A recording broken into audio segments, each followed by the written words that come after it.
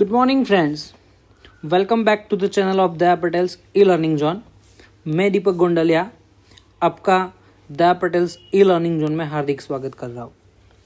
तो बच्चों, आज हम जो भी टॉपिक पढ़ने वाले हैं, it is about the centre of mass. तो first of all, what is the centre of mass? तो सेंटर ऑफ मास का मतलब है कि पूरी जो सिस्टम है वो पूरी सिस्टम का मास एक पॉइंट पे सेंट्रलाइज होता है, which is called the centre of mass. तो मैं यहाँ पे कुछ डेफिनेशन लिखूंगा. Mass of whole system is centralized at a particular point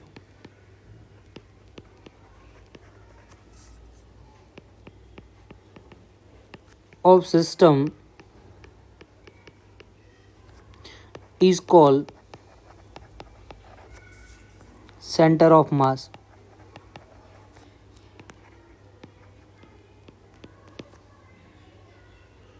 तो देखो यहाँ पे एक पार्टिकल यहाँ पे, दूसरा पार्टिकल यहाँ पे, तीसरा यहाँ पे, चौथा यहाँ पे. ये जितने भी पार्टिकल है अलग अलग कंडीशन में, अलग अलग कोऑर्डिनेट पे है. तो ये जितने भी पार्टिकल है उस पार्टिकल का टोटली मास इस पॉइंट पे सेंट्रलाइज है, एक ही पॉइंट पे सेंट्रलाइज है. That is called centre of मास. उसको हम सेंटर ऑफ मास से रिप्रेजेंट करेंगे. क्लियर? तो पूरी बॉडी जो यहाँ पे पूरी जो सिस्टम क्रिएट हो रही है, सिस्टम का मास एक ही पॉइंट पे सेंट्रलाइज है, उसको हम बोलेंगे centre of mass.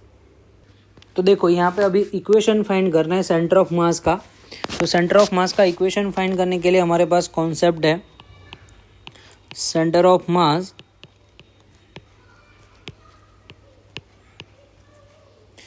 Of two particle system.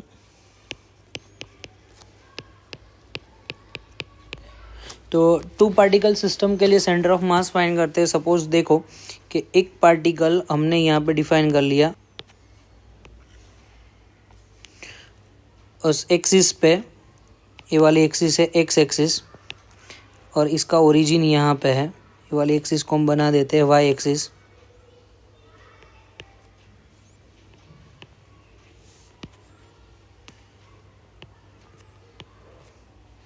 इसका ओरिजिन यहाँ पे है.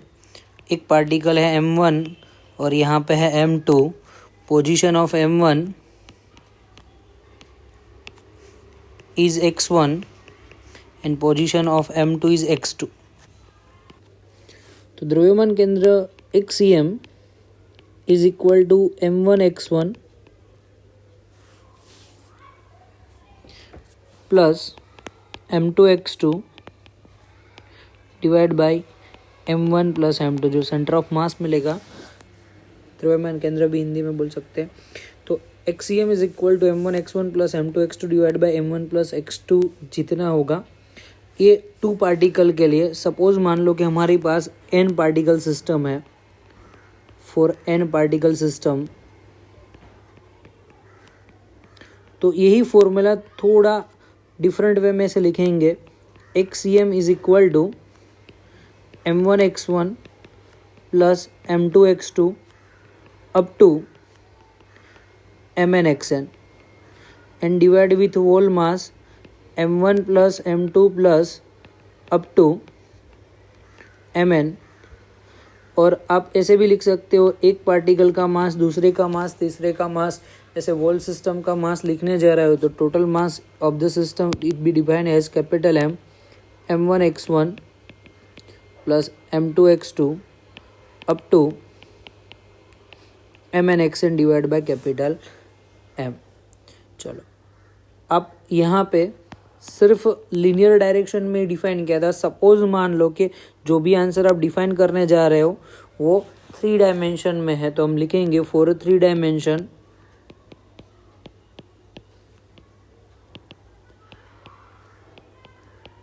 चलो 3 डायमेंशन में रिप्रेजेंट करने के लिए मैं आपको यहाँ पे बता दूं कि सपोज यहाँ पे आपने जो भी सिस्टम डिफाइन की है, ऐसे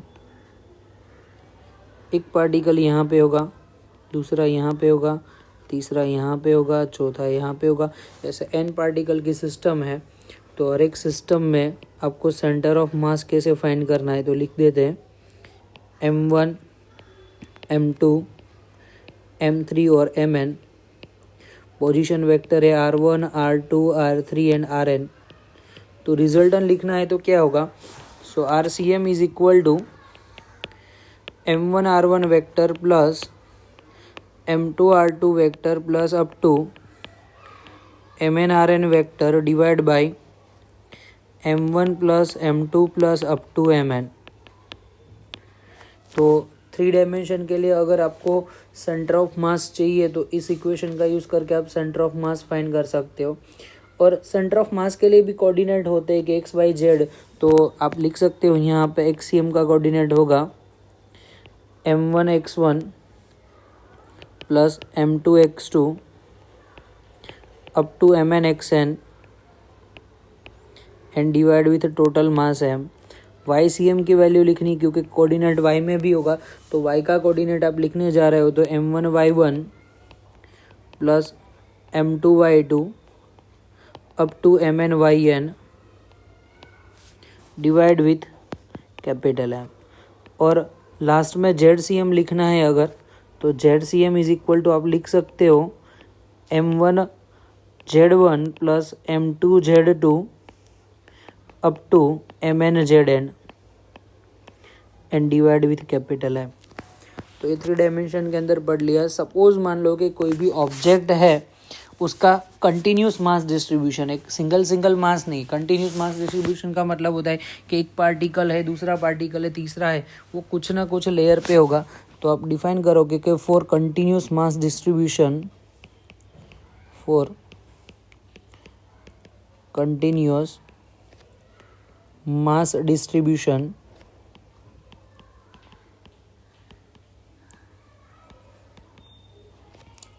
सेंटर ऑफ मास।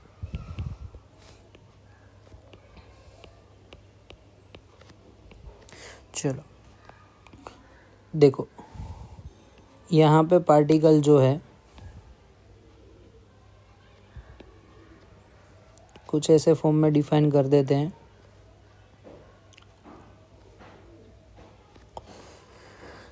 और पूरी सिस्टम सपोज ऐसे मान लो बना दी है। तो अगर सिस्टम जो है पूरी कंटिन्यूस है, यानी कि मास जितना भी है वो पूरे ऑब्जेक्ट के अंदर ही रहता है। ये पूरे ऑब्जेक्ट के अंदर आपने देखा, ये पूरा ऑब्जेक्ट यहाँ पे, इस अंदर ऑब्जेक्ट के अंदर मास है। तो सपोज मान लो कि छोटा सा एलिमेंट मैं यहाँ से ले लूँ, दूसरा एलिमेंट यहाँ से ले लूँ, तीसरा यहाँ पे ले लूँ, ऐसे हर एक एलिमेंट को आप डिफाइन करने जा रहे हो। तो एलिमेंट का छोटा सा पार्ट यहाँ पे है, इसको नाम हमने दे दिया DM। दूसरा सब यहाँ पे पार्ट है, उसका नाम भी दे दिया DM। पोजीशन वेक्टर R1 है, R2 है, यहाँ R3 है, ये लास्ट वाला Rn डिफाइन कर दो। तो हर एक पार्टिकल का मास डिफरेंट मास जो है सेम डिफाइन करते हैं और पोजीशन। तो यहाँ पे क्या होगा कि RCM इज इक्वल टू छोटे छोटे एलिमेंट को आप डिफाइन करो, इकट्ठा करें। तो RCM is equal to integration of smallest mass DM into DR vector and divide with integration of DM। छोटा सा एलिमेंट जो भी उसका मास आप ऐड करते जा रहे हो तो आपको DM मिल जाएगा। सो RCM आपको मिल गया। RCM की वैल्यू होती है XCM, YCM, ZCM और इज इक्वल टू अगर लिखना है तो क्या होगा, integration of DM into DR divide by integration of DM। चलो DR की वैल्यू भी आप ऐसे लिख सकते हो, तो आप लिख सकते हो XCM, YCM, ZCM is equal to integrate of DM in bracket of X, Y, Z, क्योंकि जो भी पोजीशन होगी X, Y, Z के अकॉर्डिंग चेंज होगी, और divide by integration of DM। चलो इसको कंपेयर करते हो तो आपको पता है कि MM वाला X के साथ, Y के साथ और Z के साथ मल्टीप्लाई होगा, तो आपका आंसर मिलेगा XCM is equal to integration of X into DM by integration of DM। देखो फर्स्ट का मल्टीप्लाई किया, X का मल्टीप्लाई DM के साथ, तो X into DM divide by DM। YCM क्या मिलेगा, तो YCM is equal to integration of Y into DM divide by integration of D M, और जेड सी एम क्या मिलेगा, तो Z C M is equal to integration of Z D M divide by integration of D M. तो यहाँ तक आपको जो भी स्मॉलेस्ट पार्टिकल में इंडिविजुअल पार्टिकल के फॉर्म में, एल्स जो भी कंटिन्यूस पार्टिकल है, तो हर एक के लिए कैसा सेंटर ऑफ मास फाइंड किया जाता है वो मैंने एक्सप्लेन कर दिया। चलो नेक्स्ट क्या करना है कि कोई भी कंपोजिट सिस्टम है, कंपोजिट सिस्टम के लिए सेंटर ऑफ मास फाइंड करना है। Centre of mass for the composite body,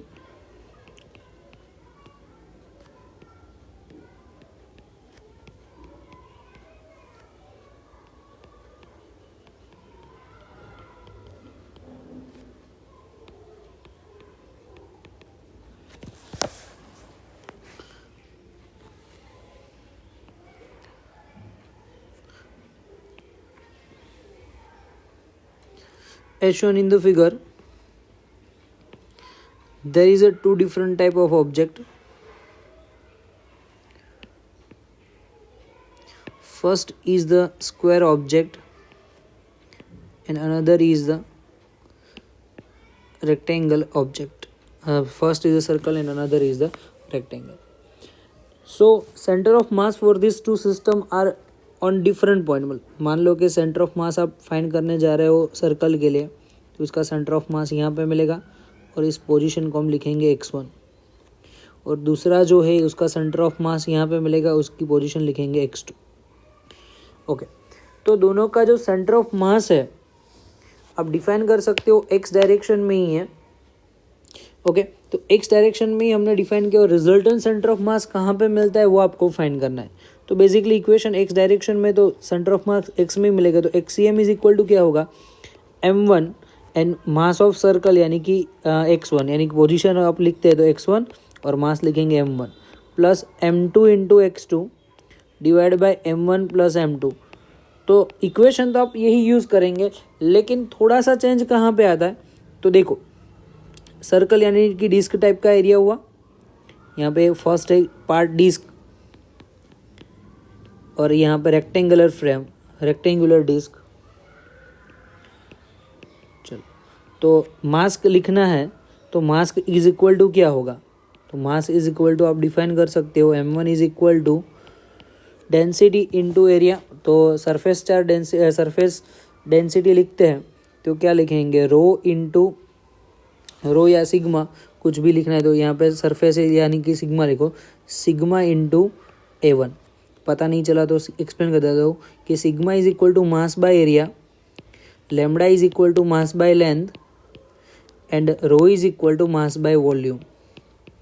तो यहाँ पे मुझे जो भी मास डेंसिटी मिल रही है और वो मास डेंसिटी सरफेस है, तो surface mass density is equal to mass by area, so mass is equal to sigma into area. तो m2 लिखना है तो m2 इज इक्वल टू क्या होगा, सिग्मा इंटू A2। चलो यहाँ पे वैल्यू लिख दो, तो XCM is equal to m1 यानी कि sigma 1 A1 x1 plus sigma A2 x2 and divide with sigma A1 plus sigma A2। Sigma cancel, common and, तो आप लिखेंगे XCM is equal to A1 x1 plus A2 x2 and divide with A1 plus A2।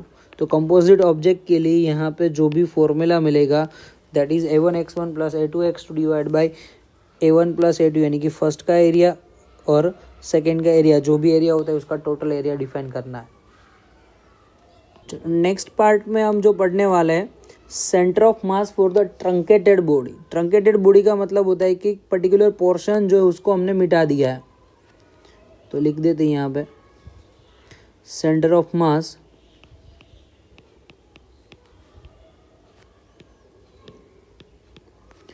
For truncated body.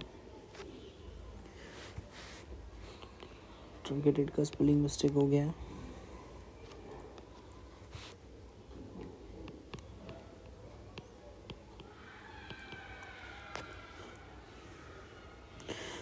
Truncated का मतलब है कि particular portion को हमने मिटा दिया है, पर्टिकुलर पोर्शन जो है उसको हमने मिटा दिया है, तो उसके लिए आपको सेंटर ऑफ मास फाइंड करना पड़ेगा। चलो सेंटर ऑफ मास फाइंड करते तो फॉर्मूला क्या होगा, तो बेसिक चीज़ आपको मैं यहाँ पे एक्सप्लेन कर दूँ कि कभी भी फॉर्मूला डिफाइन करना है तो पहले डायग्राम बनाते हैं यहाँ पे।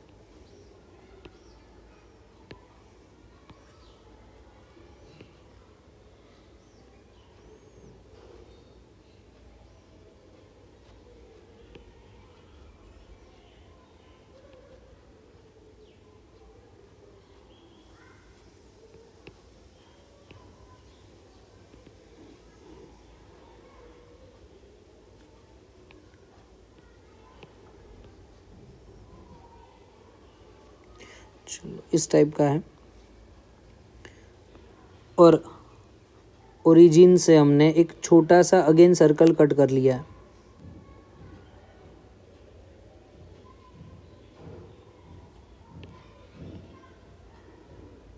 ऐसा, तो इतना पोर्शन कट कर रहे हो तो आप देख सकते हो कि इतना मास यहाँ पे है, यहाँ पे ऑब्जेक्ट का मास ऑलरेडी है। चलो तो आपका डायग्राम ऐसा होगा कि एक एम्प्टी पोर्शन प्लस ये वाला छोटा सा पोर्शन, इन दोनों को ऐड करते हैं तो रिजल्टेंट क्या मिलेगा, पूरा यहाँ पे ऐसा सर्कल मिल जाएगा।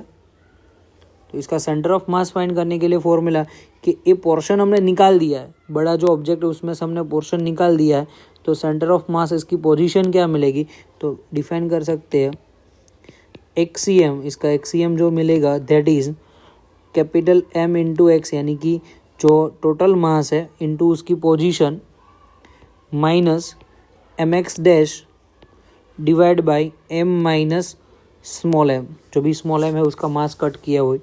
तो वैसे ही वाई सी एम फाइंड करना है तो क्या होगा, M into Y minus M Y dash divide by M minus small M. वैसे ही जेड सी एम लिखना है तो Z C M is equal to M Z minus M Z dash और divide by capital M minus small M. ठीक है, तो ये चीज़ आपको याद रखनी है। एम क्या है, तो टोटल मास है, ओरिजिनल मास कैपिटल एम, और स्मॉल एम क्या है, तो मास रिमूव्ड, जो भी आपने मास रिमूव किया है वो स्मॉल एम है। तो रिजल्टेंट मास आपका जो भी मिलेगा capital M minus small M, इतना मास मिलेगा। तो आपका जो फॉर्मूला है ट्रंकेटेड पार्ट के लिए, तो यही फॉर्मूला आपको यूज़ करना है। चलो आगे इसके रिगार्डिंग हम एग्जांपल देखते हैं।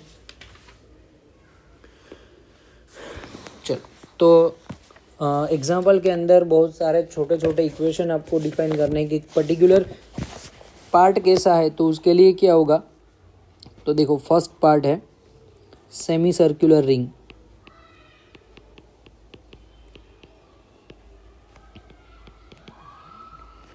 तो ऐसी कोई रिंग है और सेमी सर्कुलर है, यानी कि हाफ पार्ट है।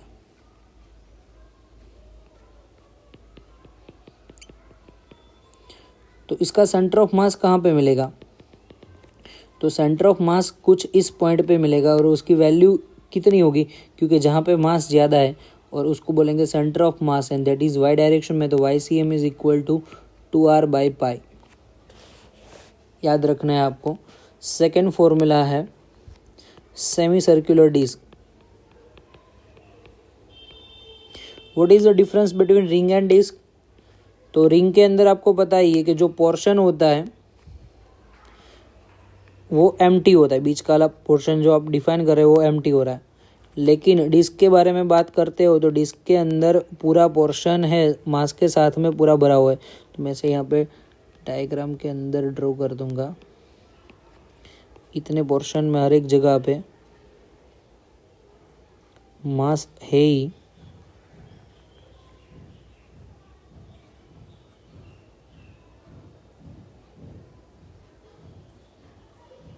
तो पोर्शन ऐसा होगा, चलो पूरा भरा हुआ है। ओके, तो इसका सेंटर ऑफ मास यहाँ पे ही मिलेगा, वाई डायरेक्शन में अगेन मिलेगा, तो that is called Y C M. और फॉर्मूला क्या है, थोड़ा सा चेंज होगा, 4r divide by 3 pi, 4r divide by 3 pi. Next में थर्ड पोर्शन हेमिस्फेरिकल शेल।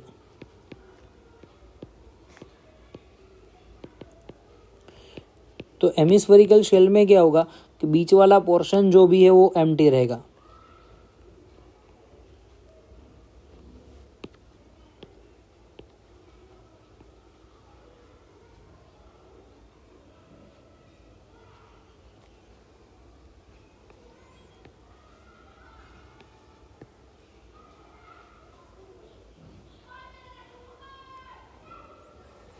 ऐसी कोई शेल है तो बीच वाला पार्ट जो है वो एम्प्टी रहेगा और ऊपर के पार्ट में ही यहाँ पे मास डिस्ट्रीब्यूट होगा। आपको देखना है तो यहाँ पे मैं बना दूँ।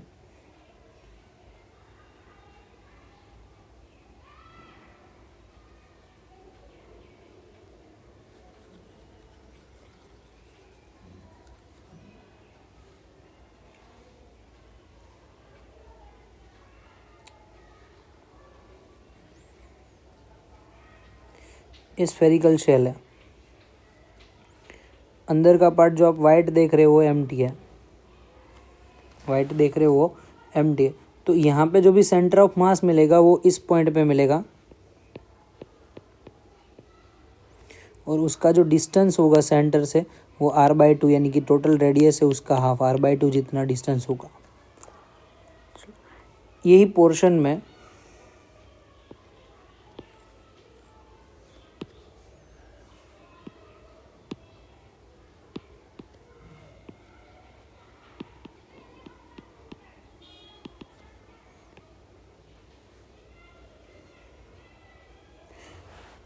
थोड़ा सा चेंज हो जाएगा कि जो सेकेंड पोर्शन है पूरी स्फेरिकल है, सॉलिड सेमी स्फेरिकल शेल है।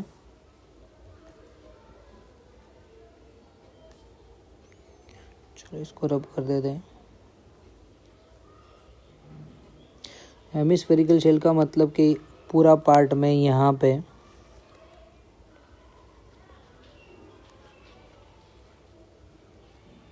मटेरियल है, जैसे कि मैचिस बॉल या जो भी बॉल्स और बेरिंग्स में से बॉल्स होते हैं वही ऐसा शेप डिफाइन कर रहा है। तो इसके लिए सेंटर ऑफ मास क्या मिलेगा, तो उसके लिए सेंटर ऑफ मास ऊपर मिलेगा थोड़ा सा यहाँ पे और वो डिस्टेंस होगा 3r/8 इतना मिलेगा 3r/8 याद रखना है। नेक्स्ट में सॉलिड कौन है आप लिख दूँ फोर्थ पार्ट में सॉलिड हेमिस्फीयर।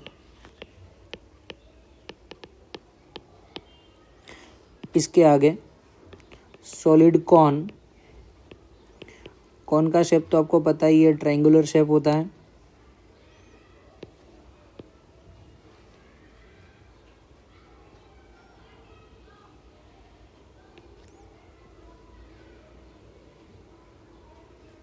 और ट्रायंगल के नीचे यहाँ पे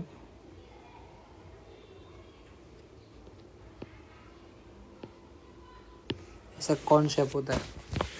लेकिन सॉलिड कॉन है मतलब पूरा भरा हुआ होता है, जैसे कि आइसक्रीम का पूरा कॉन होता है वैसे ही ऊपर से लेके। तो उसका सेंटर ऑफ मास यहाँ से मिलेगा और वो डिस्टेंस है h/4 हाइट जो है उसका 4th टाइम। और होलो कॉन है सेकेंड है होलो कॉन। तो होलो कॉन के अंदर क्या होगा स्ट्रक्चर वापस बना देते हैं।